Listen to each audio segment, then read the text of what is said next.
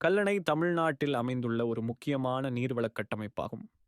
இது சோழர் மன்னன் இராஜராஜ சோழன் காலத்தில் 11ஆம் நூற்றாண்டில் கட்டப்பட்டது. கல்லணையின் முக்கிய நோக்கம் காவிரி நதியின் நீரை திறமையாக பயன்படுத்துவது மற்றும் விவசாயத்திற்கு உதவுவதற்காக நீர் விநியோகத்தை கட்டுப்படுத்துவதாகும். இந்த கட்டமைப்பு அதன் வலிமை மற்றும் அழகிய வடிவமைப்பிற்காக இந்தியாவின் முதன்மை நீர்வளக் கட்டமைப்புகளில் ஒன்றாக கருதப்படுகிறது.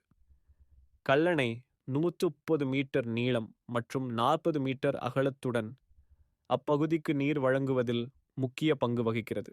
இது மட்டுமல்ல, கல்லணை அதன் வரலாற்று மற்றும் பொறியியல் சிறப்பம்சங்களுக்காகவும் பிரபலமாக உள்ளது.